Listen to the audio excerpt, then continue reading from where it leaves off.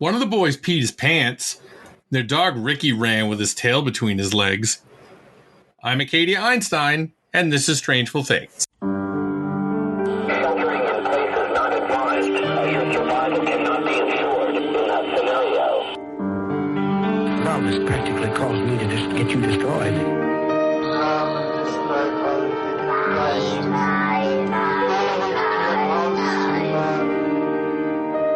Unsolved, unresolved, and super complicated. Strangeful Things. Welcome, everybody, to this episode of Strangeful Things. I'm here with my awesome pal, Shuey, in his fancy new... His office is fancy. I can see him. You it's guys quite can't. fancy. It really is. If you've never joined us before, we're going to talk about, well, it could be true crime, it could be aliens, it could be cryptids, it could be conspiracies. This time, it's two of those, and it's bonus episode. Yep, it's a cryptid and an alien. Well, wouldn't all aliens kind of be cryptid-y? Fair point. Unless there's a bunch of them. Like if oh, okay, yeah. If they'd have to be like if it was V. Yeah, if it was V, they wouldn't be cryptids. But if it's a sulky loner alien, much like our subject is this evening, then yes, 100%. All right. So, and we always start the episode with what's new and good. And for me, the new and good is that I put together two of my three Halloween scary monster things, and they both worked, and they scared the kids across the street a lot. That's even though bonus. It was daytime. Yep. And the little one. When are you putting that stuff out? Probably this coming weekend. But I gotta fucking manufacture roofs over them because they're not really supposed to be outside. Oh, they're not outdoor. So I don't know how I'm gonna do that. Good thing you're so good in shop. Yeah, I'm handy. If it's a rectangle, I can make it. As long as I have all the wood, I'm not. As long as it starts that way. Yeah, exactly. What about you? Well, my usual cheerful self. My old and bad is my knee. Oh yeah, which is fucking shot. That's true. So so I'm probably gonna end up needing to replace it, which What do I'm they not give excited you? About a robot knee. They cut both your leg bones. And then put this joint thing attached to both with the joint, and then that's your new knee. Wow. From so what if you I hit it on the coffee table, it wouldn't hurt? Like, did they take your kneecap? Do you not have a kneecap? I guess the nerves are still there. Yeah, but they're not taking the nerves or anything. Do they put the kneecap back? I have no idea. Well, I would doubt it. That's and the thing that sucks the most is like, oh yeah, I'm getting knee, and like everybody expects you to have like a cool story about it or something. Like, yeah, it was a football injury, or oh yeah, I did 2 tours over in Afghanistan, and yeah. But no, mine's just from being fat. Well, you know what? That's a challenge all its own. I'm fighting my own war. And you know what else? If you film it, we can put it on the Patreon. The surgery. Oh, there you go. And then everybody will know. Savannah Guthrie's colonoscopy or something like that. Oh, that's right. Oh, that's new and good too. I just signed up to get one of those bad boys. Hot diggity. So that's fun. It's new and good. And then the day after, usually insurance doesn't cover getting people to play back there. Well, this is all nice and legal. And the next day I got to go to the eye doctor. So I'm just look at you. I'm a winner. They can rebuild him. That's right. I'm taking care of myself. So every once in a while, a story comes by my desk that really captivates one of our me. many staffers. That's right. It comes at me like a runaway freight train of interestingness and slams into my body, and the force of that impact gushes delicious information juice out of my body and into the eyes, ears, nose, and throats of our listeners. Like, that was so gross. yeah, but so the reason we're going to start making videos is that some stories are too short for podcast episodes, but I still need to gush. So if I have to gush on YouTube, so be it. That's how good these stories can be. So this is one of those stories? I don't know. You would have thought I would have heard of it or something. No, this is not one of those. But it's pretty good. All right. I mean, it's not. I was just thinking of some. So just so you know what to look forward to, I'm just going to say animal serial killers and leave it at that. That's going to be the first video. So don't be fucking Googling that'll it. That'll be something, man. Yeah. So, plus I'm really passionate about what we do. You know, I care. Yeah. So this is a cryptid story and an alien story combined. Technically, I guess. Like we were saying, if there's an alien that just kept to itself, it could be considered a cryptid.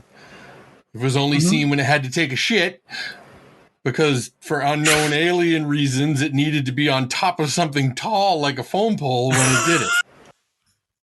Well, that is a very specific trait, but you know, I guess it makes sense if the shit has pheromones that it uses to attract mates, so that it has to disperse them from up high so they reach all potential partners. Except since the alien's alone on the planet, like I said, this would all be for nothing, which now I've gone and made myself sad. Yeah, that is sad. Like I feel bad for the lonely, horny alien shitter up on the. Dr. Zoidberg. You melancholy. What about Zoidberg? Nee, you're too melancholy. Don't be melancholy. Turn it around so we don't have to start on a sad note. Well, the knee wasn't enough. Well, no. The actual reason for the high altitude shitting is actually much darker. It's still because of the whole dispersal thing, but it's dispersing tiny spores that we in turn will breathe in and make more aliens in our spongy lung tissue. That's elaborate and solid science. Like, oh, it's. I read it on Reddit. Yeah, well, so there you go. By a user who was deleted. That method is also a low-key endorsement of smoking, which makes your lung tissue hard and scaly or whatever. And you know who smokes? Unattractive. Yes. Every single person on the planet in the year 1952. Except for the executives at tobacco companies, but everybody else for sure. Everybody else did. Nuns. Yep. Doctors while delivering babies. And that's when our story takes place in 1952, and we're going to be taking John Denver's country road home to West Virginia, Mountain Mama, to tell the story of the Flatwoods Monster. Flatwoods Monster. I like that they didn't come up with like a cutesy name for it. They just used the name of the place and the word monster. Like, keep it simple, like Loch Ness. But is Flatwoods even a town? I assume it is because it's also known as the Braxton County Monster, right? And don't start in on your hate of using county as a way to describe things. Like, I remember where I lived as Suffolk County all the time because it explained that I was on the good half of Long Island, the part farther away from the city. I guess. I mean, true. And LA County is a thing I hear a lot because of cop TV shows, I think. I don't know. It just seems dumb. As far as I'm concerned, the only counties of note are Hazard County, Frisco County Jr., and the county that the protagonist of the Kenny Rogers song Coward of the County was the coward of. Well, it's not every day that a song that includes a group sexual assault of a woman gets to number 3 on the top 100. But good old Kenny did it. And because we were talking about the song the other day, I found out this little tidbit. I guess there was some controversy about the use of the name Gatlin Boys in the song or whatever. Because they were super rapey. Yeah, exactly. And I don't care what those shit stompers were mad about, but there was one funny quote, and I saved it for this. So one country music guy says to another country music guy, let me tell you something, Haas. If we weren't in the Grand Ole Opera House dressed up in tuxedos, I would just open a boot shop in your ass. Honestly, that would have been a better cold open quote for the show. That would be a better cold open for every show and everyone that we've ever done. And I think open a boot shop in your ass. Yeah, but I also think let me tell you something, Haas, is a good way to it's a great opener. Yeah, great icebreaker. Nobody that's not looking for a fight is going to start a conversation with let me tell you something, Haas. With Haas. Oh. Yeah. Usually when we do a story from olden times, Haas, I try to include some fun facts about the year, but all I got for 1952 is that it's the year the current Queen of England, Elizabeth, became the Queen. I realize she's such a bitch for not letting Charles get a crack at it. She's been the Queen for 69 years. Yeah, that's the longest, too, ever, which is sweet. You know it. And that's 14 different presidents she had to be annoyed by, but whatever.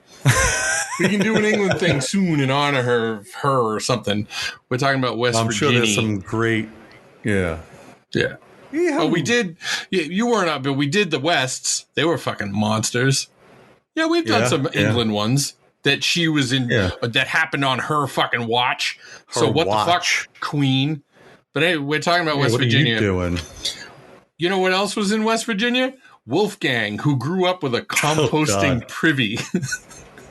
Yeah, that was a guy who went to college with. It was actually my first roommate. First guy I met, where I was walking out of the elevator in Hughes, and I'm like, oh, 505. And this guy walks past me. I'm like, oh, God, I hope he's not my roommate. And I'm like, oh, 505. And he's like, oh, 505. And I was like, he ended up being a really nice guy, but he was a nice kind guy. of a Long Island snob. He was a nice guy. All those facts are true about the composting privy, and he talked about it so much. And he had a picture of his family in a hammock. Yeah, he slept in a hammock. He had a picture on his wall of his family, and they were like dressed in like super 70s clothes. And I was like, "Hey, how old is that picture?" And he's like, "That's from last year." And I'm like, "Oh fuck!" Right. So, Flatwoods is in the middle of West Virginia. Like, I mean, almost the exact middle. And it would get destroyed in a town fight by the town we covered last week, Nub City, because Flatwoods only covers 0.66 square miles, and there are only 277 people in the whole town. But do they have the same amount of limbs or appendages? Nah. Did you compare the city's appendages? No, I didn't. Might be a lot closer. That's true. Yeah, but you're going to be a nubber soon with your. Well, no, I guess you won't be a nubber because they're going to put your leg back They're on. Something back there. Yeah, they'll put it back. I'm not going to be like Oscar Pistorius or something. Well, I hope not. Also, well, you mean the murdering part? Yeah, the murdering part. Yeah, I mean the Olympic part. I guess whatever. So, if you play Fallout 76, you probably already know about Flatwoods because it appears in the game. But I doubt anything in that game would make a boy pee his pants and make their dog named Ricky run with its tail between his legs. But the Flatwoods Monster did, allegedly. But just like Mothman, who is also a native of West Virginia, the town does spark some tourist trade off the story and has had a monster museum since 2017. And all the way back since 17? Yeah, that's fucking archival. And the Monster Museum has an FAQ page, and one of the questions is, do you have public restrooms? Which seems like a pretty logical question. They don't, by the way. But this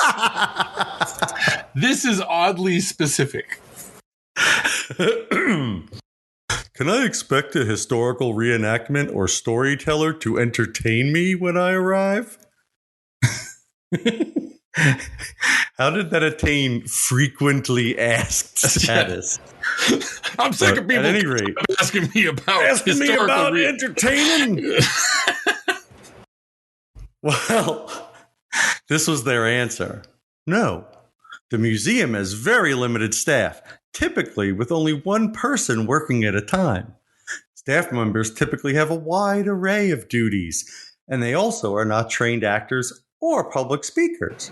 The good thing is, between all the displays and video monitor that plays a constant rotation of videos and informational brochures, everything you need to know is here.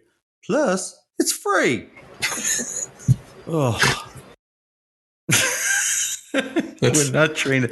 There's only one person, so if you'd like to kill them, it'll be very easy to do it without getting caught. Because you're sure to be the only patron at the museum at any given time. Well, I bet if you measure the fucking stress level of every occupation in the world, the people who work at this monster museum are way down low. Fuck, that's facts. Like, if we got rich, we could open a monster museum and it wouldn't matter if anyone came or not. It would just get us out of the house. Like, that's the only thing you need. Wouldn't you though? I gotta go to the museum. Sure. I have a various amounts of duties, such as dusting the displays. And no, that's for the cleaning people. Yeah. And microwaving my Hot Pocket. We didn't put, can we use the microwave on the FAQ page because it's just understood you can't. Rude. All right. It would get us out of the house. Like Ed and Fred May were out of the house on September 12th, 1952. Eddie, 13, and his little brother Freddie, 12, were out ramming around playing football with this kid named Tommy Haya, who was 10 when they saw something unusual. A pulsing red light shot across the sky at dusk and crashed off in the distance. Now, if this were a fictional story, the kids would have gone directly to the crash site without pass and go. But the May boys were a lot smarter than that. They went and got their mom first. They might also have been pussies. We can't really rule that out, to be honest. And first of all, their names rhyme, which is hilarious. Second of all, they were playing with a 10-year-old. So they probably didn't get to hang out with the big kids because they were scaredy cat. That's a hot take on the May boys that you just disparaged. Like, what would you have done?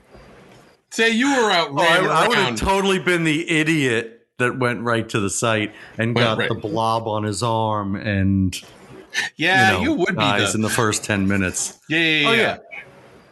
Totally. You would be the person that illustrates to the audience what the fate of everybody is going to be, because you would die instantly. So I'll go first, yeah. And I would be not the hero. I would be the person that insists that they don't have it while looking more and more terrible and getting more and more pissed when people start going, maybe we should put him in the other room by himself because he's definitely a zombie. No, I'm not. I'm fine. Hiding the big bite mark on my side. Yeah, that hurts my own feelings because it's too true. I'd like to think I was the hero, but really I would be the guy that, like, and the wife would be like, "Oh, he's fine, and then I'd get her, he's fine, and then I'd turn and she'd be like, "Ah, fuck," and she wouldn't have anything to spike me in the head with. It's awful. Yep. But there weren't any zombies in Flatwoods. By the time their kids talked to their mom and convinced her to go see where the red light crashed, they had the mom, 6 different kids altogether, and the dog. Seems like that Friday night in 1952 was pretty slow. So going to see where the red light crashed really caught the attention of little kids like Neil Nunley and Ronnie Shaver. I love both those names. Like, they were the names, but I don't care, because Neil Nunley fucking ended it for me. He sounds like a Dick Tracy villain. No, Nunley. They all set out for the farm of one G. Bailey Fisher, and what they saw there scared them all to death, caused the aforementioned pants peeing, and made the newspapers. 7 Braxton County residents on Saturday reported seeing a 10-foot Frankenstein-like monster in the hills above Flatwoods. A National Guard member, Eugene Lemon, this is like name magic. Remember, you're a lemon. Was leading the group when he saw what appeared to be a pair of bright eyes in a tree. The National Guardsman apparently screamed and fell over when he saw a 10-foot monster with a blood-red body and green face that seemed to glow. Well, red and green means Christmas, so I guess it's like a Christmas monster. That's not scary. Also, why did they make such a big deal out of the fact that the guy was from the National Guard? Actually, I know the answer to that one. It's because, see, my research is super improving. He was only 17, and there wasn't anything else to describe him as because he probably didn't have another job. I'm not sure how you get to go right into the National Guard instead of the regular army unless you're former President George W. Bush, but whatever. Like that, I don't know. It pissed me off because they said he led the group. Fuck that. The mother led the fucking group. Yeah. She was the one with the cigarettes.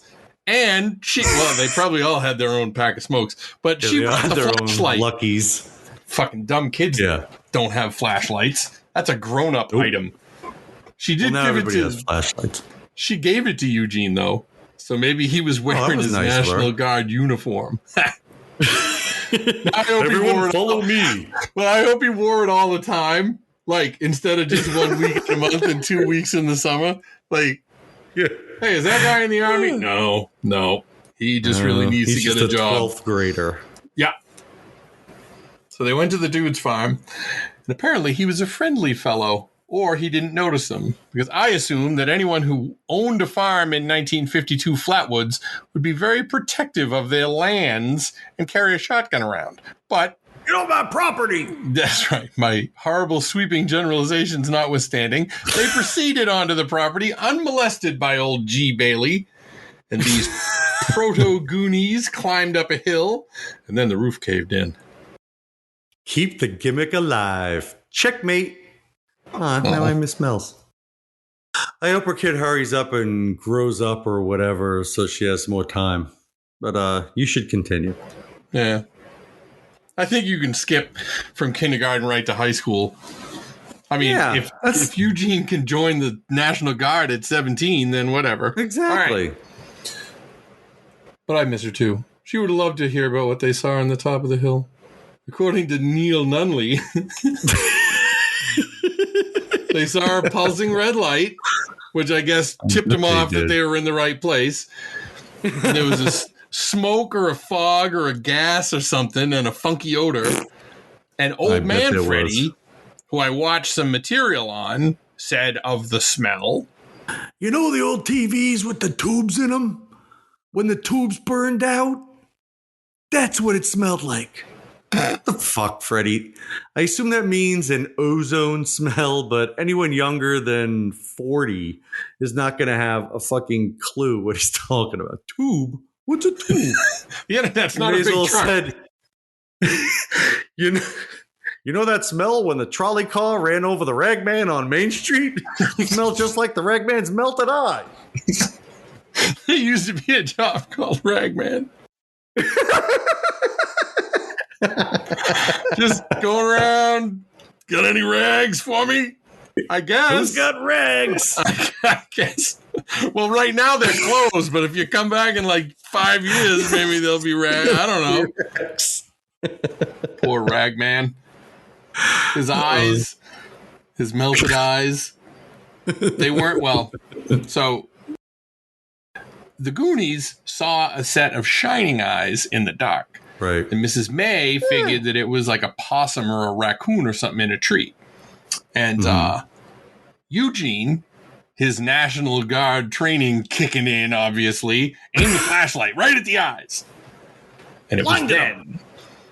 Well, they saw a towering figure. And here are some features that were described. It had a red face, That makes me think the monster was mad, or he was seeing how long it could hold its breath. They also said it had a fiery orange face.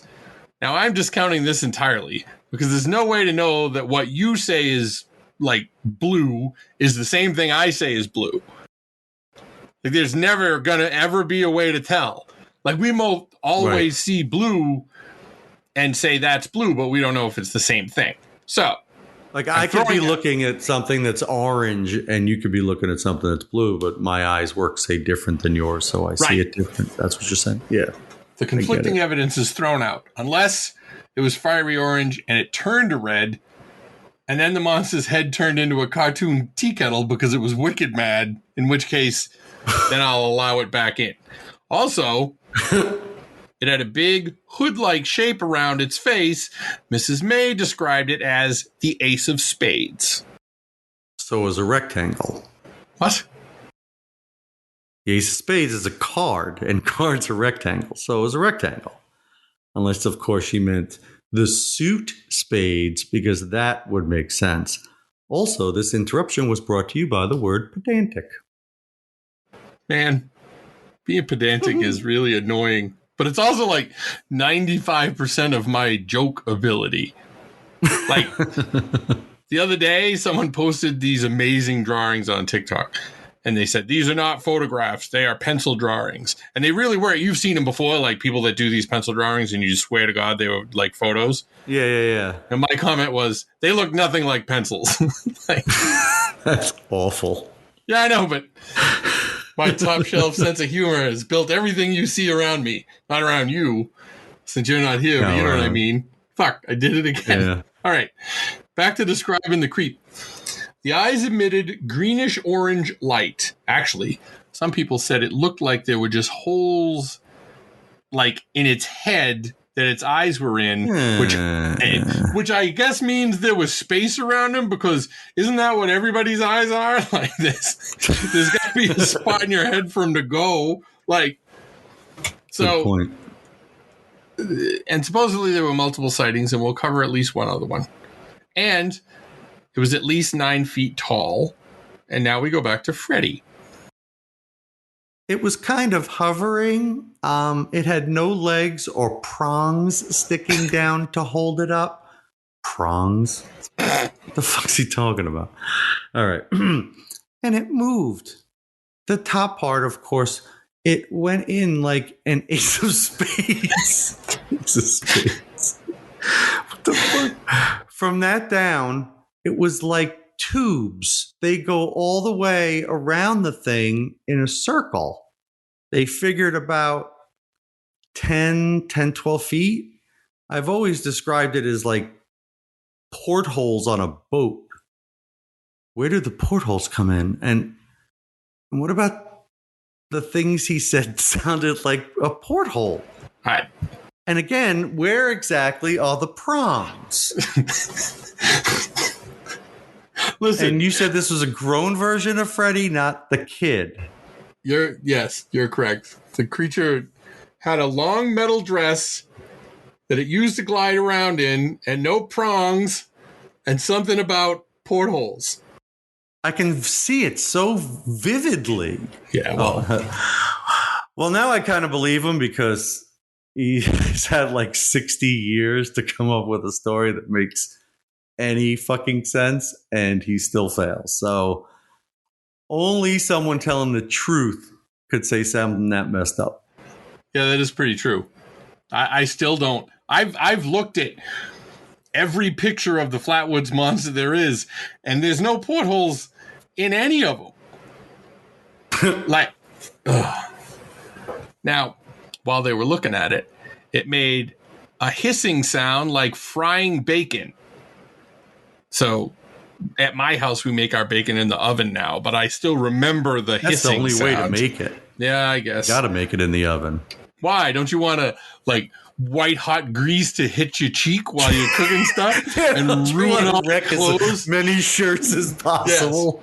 Yes. So while it was hissing, it started moving towards them, gliding over the West Virginia farmland. Of course. That scared us, said Freddy.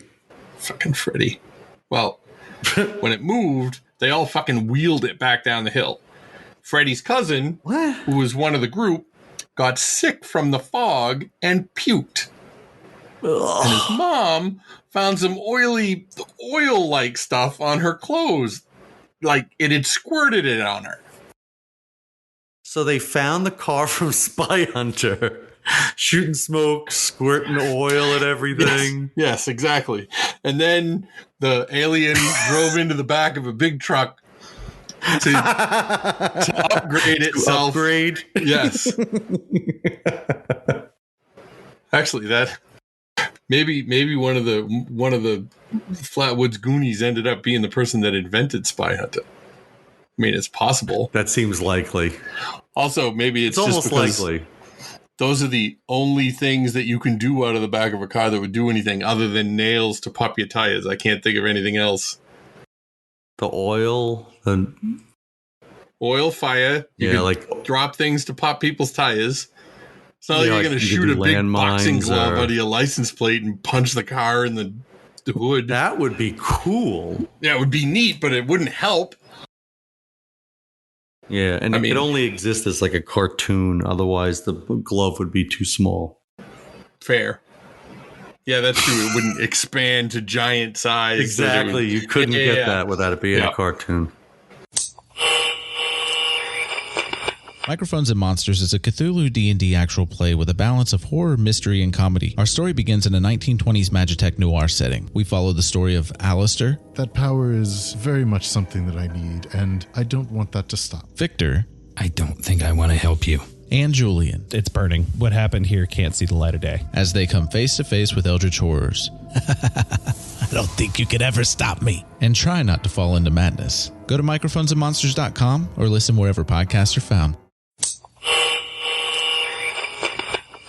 So now, the second sighting, this all happened with the first sighting. And it was big news. It was actually, according to a thing I read from the AP, it was one of the top 10 news stories of 1952. Now, I told you 1952 was a slow year, but still. The second sighting, there was a war going on. The next night, also in Braxton County, Edith and George Snidowski, who were from New York, were driving toward Frametown, which I guess that's a bunch of people who didn't do it live. And their baby was in the car. So it was the 50s, so I'm sure that they were all smoking, including the baby. And the baby was probably wedged but his had filters. Yeah, but they stuffed him between the windshield and the dashboard so they could keep an eye on him. So while they were driving, the car all of a sudden just stopped dead. Snitowski got out to see what was wrong with it, but he was 99% of men, and he just opened the hood and looked in it, hoping there was a big yellow wire that was disconnected, and he could actually see a thing that said, "Yellow wire attaches here," because that's the only thing that most men would be able to do to fix a car by looking in the hood. Yeah. There's no you can't fucking nobody knows. No, it's fuck. I know one thing about how to fix cars. One. I don't know anything. And I don't even know how to fix it. I just know how to identify that it's wrong. I mean, other than no brakes or some shit like that. But otherwise, and geezers are always talking about, oh, in my day, you could fix a car. You couldn't fix shit. That kind of attitude got my grandfather's thumb chopped off because exactly. He thought he could do anything. His boss had the first car in the town and it broke down. He's like, oh, I can fix it. How the fuck can you fix it? There's literally never been one before. How? So, while they were trying to decide what to do, because in 1952, if your car was broken down, you were truly fucked. There was going to be walking involved. But all of a sudden, out of the trees comes a terrible smell. And the smell is followed by our 10-foot buddy gliding out of the woods on a plume of fart gas. Now, the big difference this time is that the creature, whom I call Garabalad, was not wearing his Ace of Spades hoodie, It was just him and his weird hover dress. They said his head was, quote, reptilian and bony, which seems rude, and it only had 2 fingers on each hand. And that configuration of digits makes no fucking sense to me. None. So that's your takeaway, that the hands are off? Garabalad would not be able to fly his spaceship, which, now that I think about it, he was not able to fly anyway since it crashed, with just 2 fingers, like, unless the control panel was shaped so that he could give it the shocker. And anyway, the original Flatwoods Goonies said it had claws, though their testimony is somewhat tainted by the fact that they only saw him for a few seconds and they were all fleeing in terror. Well, and how is something with claws? My point is, they were all too busy peeing on themselves. The Snitowskis watched Garabalad run his probably more than 2 fingers across the hood of the car, keep on floating on his fart cloud into the woods on the other side of the road. And after he was gone, the car started right up. So obviously Garabalad fixed it. And that was nice of him. Was the end of the second sighting. Except it might be bullshit. I mean, overt bullshit. See, the Snitowskis didn't tell their story until 3 years later in Mail magazine, and not MAIL, MALE magazine, which was known to pay for stories. You don't say. A magazine called Mail, not MAIL, couldn't find enough material to keep the average Howie Cunningham entertained? Well, here's some of the gems I found on old covers of Mail. The Major's strange mission, trapped in a Bangkok love house. Legion of madness, dunes, dames, and desert brawls of an ex-GI who became a legend. The Brooklyn junk man and his 19 island brides. So, see, that's better than the ragman that got run over, because the ragman had no brides from anywhere. No brides. Special book bonus, Singapore Girl. And the Kevsurs, Russia's untamed polygamous tribe. And I wanted to give Mail like a little credibility, so I looked up the Kevsurs, and they actually existed, and they were a people of the Caucasus and kinsfolk of the Georgians, and according to the Encyclopedia Britannica in 1911, many curious customs still prevail amongst the Kevsurs, as, for instance, the imprisonment of the woman during childbirth in a lonely hut, round which the husband parades, firing off his musket at intervals. Oof, that is curious. All right, but no tangents. Let's get back to Garabalad. What happened that said, you know what we should do? We should imprison her in a hut all by herself, and I'll just patrol around and shooting a musket in the air. Blast off a rifle. That won't scare the shit out of her. That's so restful. Maybe that's to help it along. Like, holy shit. And she just pushes it right out because she's so scared. Oh, my God. Oh. Well, I put that on the topic maybe pile, the Kevsurs. Birthing customs around the world. Yeah. There's not much more to tell about our story. See, some people say that there have been more sightings, but I think that's bullshit. Who says? Well, people at the museum. The one I think is real is the first one. Yeah. Even the skeptic guy, Joe Nickel, said it. You don't organize a fucking search party that fast unless you legit think something is up. And there is this little piece from the AP who did a story on the town. By the way, I'll get to it. History Channel did that Project Blue Book show. Remember that? I remember that. The second episode was about Flatwoods. And the monster, like I said, in Fallout, the Flatwoods Monster is in Fallout 76. So there was like a Garabalad renaissance. So the AP did a story, and when they went to talk to people, they got this quote. Soon after the museum opened, Smith realized that visitors like to buy souvenirs.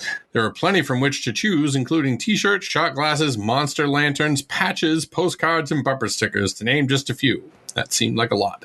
The ceramic monster lanterns are among the museum's best sellers.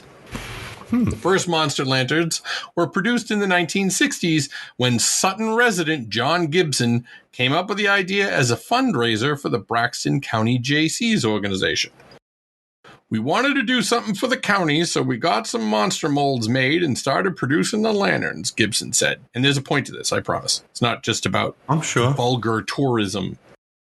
The 81-year-old Gibson grew up in the Sutton Flatwoods area and was good friends with Neil Nunley. No way.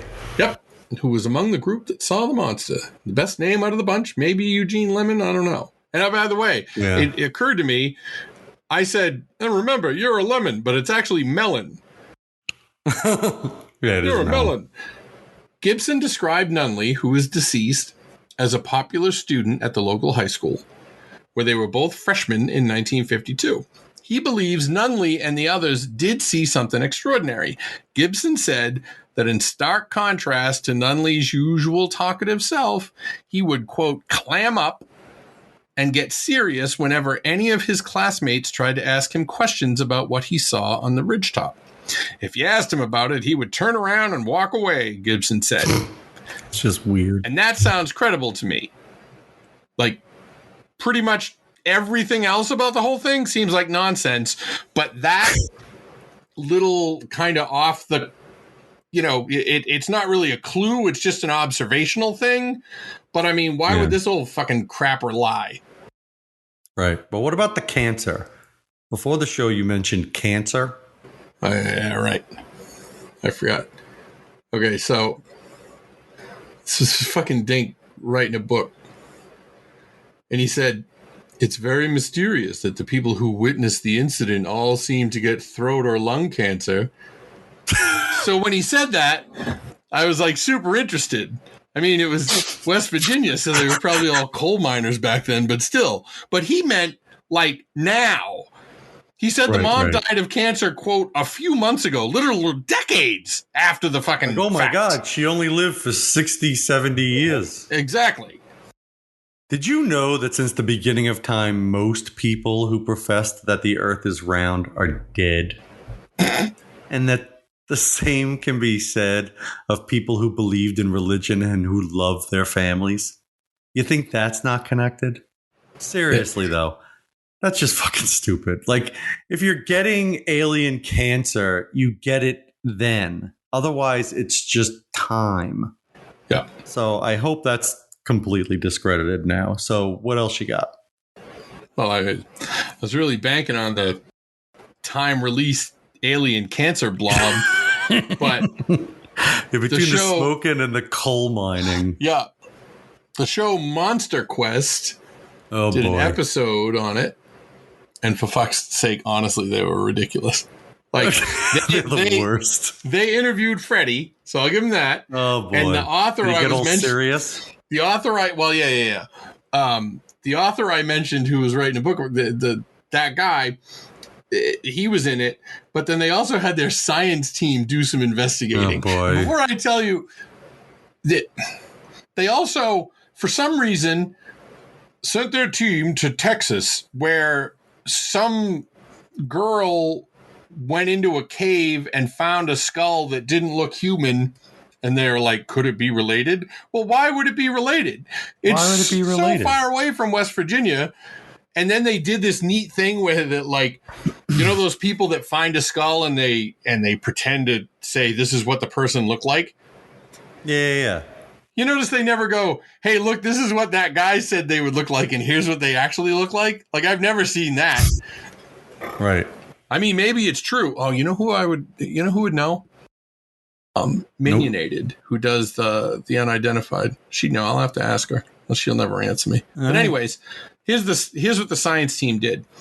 They tested some dirt that they dug out from under a tree where Freddie said Garobalod was. They wanted to see if there was any black oil in it. Spoiler, there wasn't. They did find some things on the ground that turned out to be charred organic matter. And they said that this, quote, gave credibility to what the witnesses saw.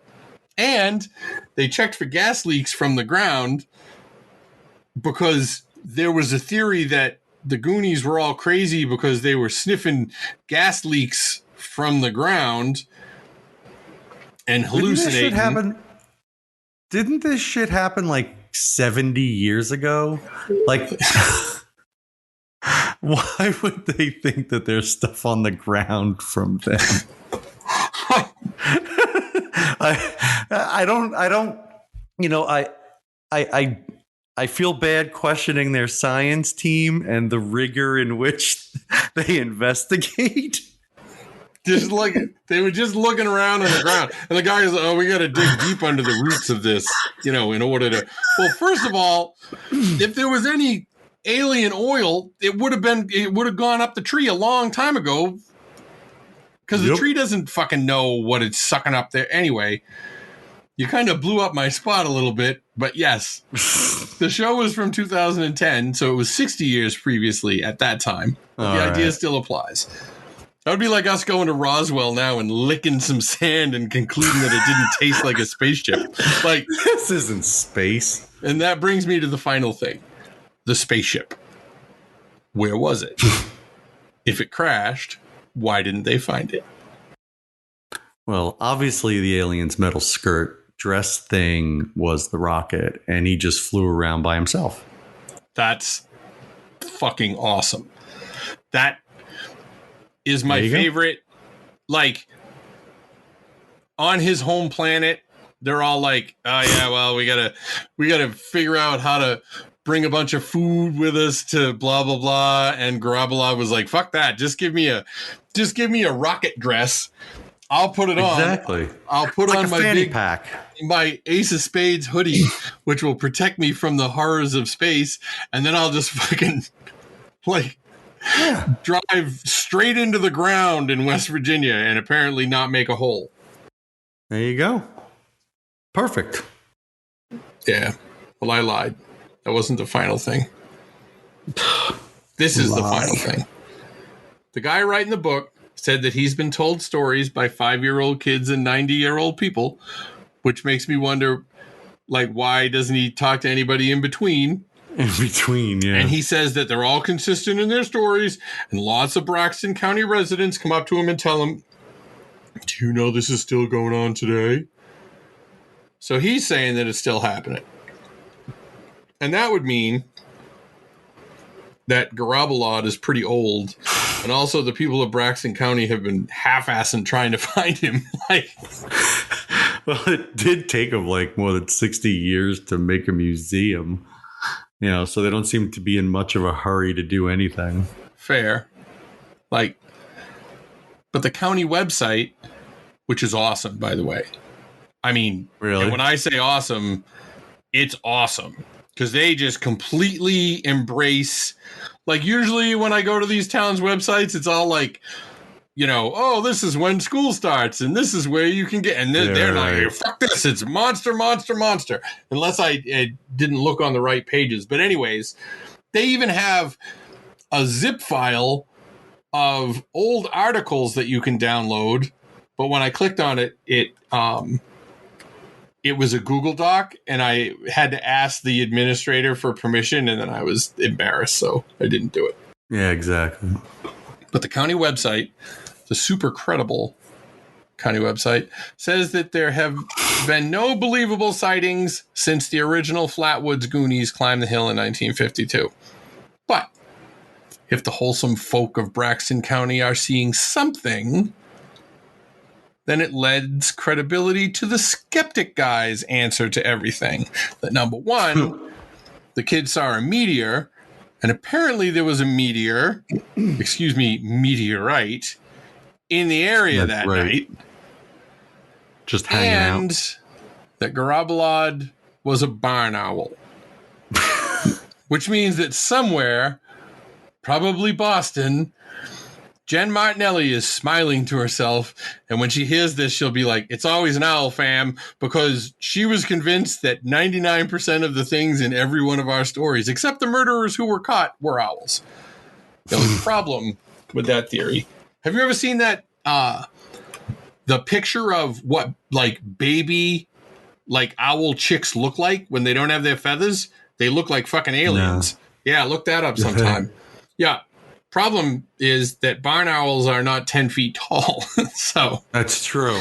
In fact, my crack research brought me to as I asked how big are barn owls, the people always also asked part of Google.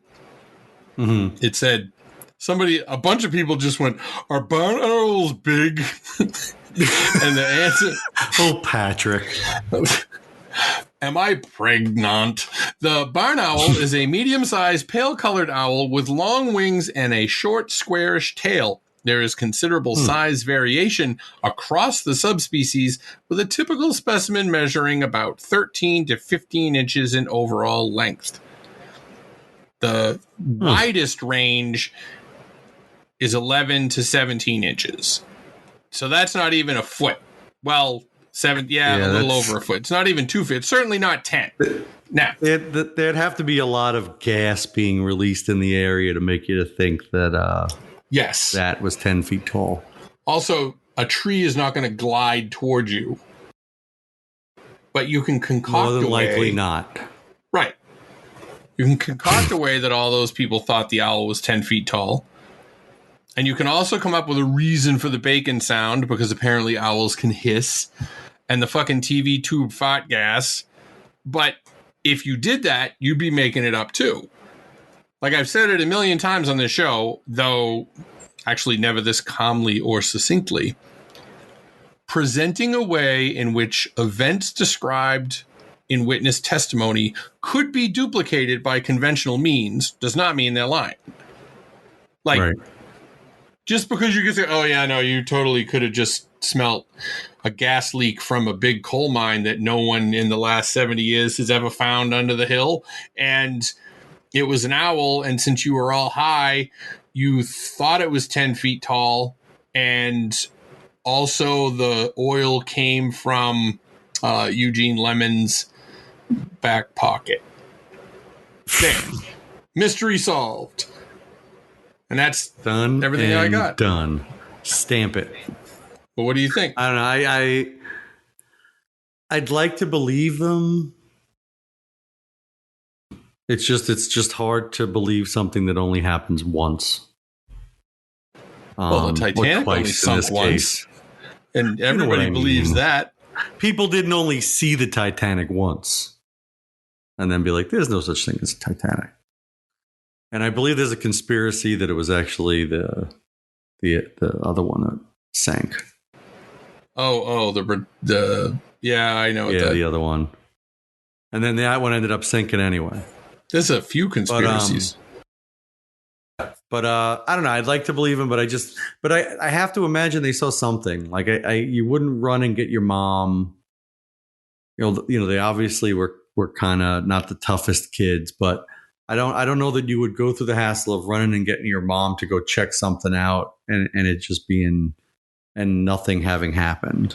And the mom believing him. That's the other piece of it that, like, I'm sure that kids, well, you have kids, they probably ran up to you and wanted you to do cockamamie shit all the time, and that you probably didn't do. But if you actually went, oh, maybe there's something to it, and actually got on your artificial knee to go out there and see what was up, that gives it credibility all by itself. Right. Not to mention unless she had issues, but Yeah, but what issues could she have? She had cigarettes, I assume. She had a flashlight. She knew what was up. I don't know where Mr. May was. Flashlight. I'm sure he was out earning a dollar. National Guardsman on the scene. I just want to punch the husband was working at a coal mine. Like, I don't know who I want to punch more. Which one? The show guy? Monster Quest. Or the the fucking author that they used in the show Monster Quest, where they pointed a camera at him and said, oh, a lot of the witnesses ended up having cancer. You know, May died of it a few months ago. That means like 2009. Months ago. And if Freddie had it, which means you just had to be like Freddie. 90. You just interviewed him, and he's like, his brother Eddie had it. Is he alive? Is he dead? Like, and that means Eddie's like 70. Everybody, fucking, if you live long enough, you're gonna get diabetes and you're gonna get cancer. It's just how your body works. Like, it's just a race to see if you die of something else before you die of those things. So, but the Monster Quest people were like, well, this is the best we got. So now let's cut back over to the guy reconstructing the alien head and have this other lady do the Shore hardness test on the skull that was like 3 times thicker than a regular skull. And I'm like, why are you disturbing the grave of this horribly disfigured person? Like, it was fucking wacky looking, I'll give you that. But anyways. But there's like, how many freaking monster shows are there too? Like a million of them. Not counting us. Well, that's why we don't do this all the time. And if you're in West Virginia, we're not like going out to these places and pretending to see everything, breathlessly bumbling around in the dark, right? Trying to with make those up infrared cameras that aims at your face so you can't see anything around you. Yeah. Yes. By all means, fucking. Oh, that used to piss me off so much. By all means, ghost hunters, aim the camera at your face, not at the thing you said you just saw. Like, if you just put the camera on your head, point the other way, we all could have seen the ghost, you fucking dinks. Or even better, you could have like a V-shaped thing, so one camera's hitting your face and one's going out, so you get both shots. That's true, too. Who would have thought? Fucking Zach Baggins. All those ghost fuckers. So, I guess if you're from West Virginia, or you're from the area, or you've heard of the Flatwoods Monster, reach out to us on Twitter at StrangefulPod and tell us your experiences. Have you been to the Monster Museum? Yeah. Was it open? Did you ask about the restrooms? Much to the annoyance of the person who directed you to the FAQ page, which they printed out and put on the wall. Right. Oh, there was actually another part of it. It was actually cute. It was like, oh, we're open most of the day, but sometimes you got to have your lunch. Like, what do you just lock up the museum when you're eating? Just close it up. Jesus Christ. I think that's what my daughter does at the museum she works at. She's like a one-person museum, so she's just working the front desk, and there's like nobody else there. That's the life, man. How's her FAQ page? I don't know. I haven't looked at it. Yeah, well, it's the Alabama Museum of Natural History. Oh, that's probably full of lies. We have a whole floor dedicated to Jesus. Yeah. Oh, yeah. Welcome to here's the wing that it describes the Great Flood. Here's the whole Earth timeline from 6,000 years ago to now. Here's when the dinosaurs lived. Oh, for fuck's sake. Until Moses showed up, and then that's when they died, and then there's Moses. Oh, Christ. Well, yeah. What's the name of our super link page?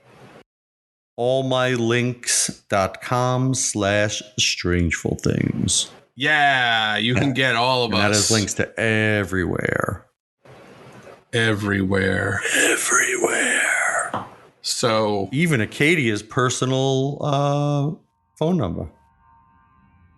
Yeah. Oh yeah. Is it? No, of course not. I don't know. It might be.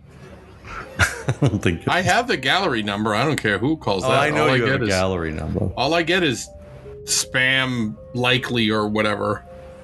Oh yeah. Well, is your warranty? Did your warranty recently lapse on your automobile? Well, that's the joke's on them. It didn't lapse recently. It lapsed a long time ago. Many years ago. So So that's going to... I told you I didn't know anything about cars. All right. That's going to wrap us up. I hope you all have a marvelous week. And keep on flapping. Bye-bye.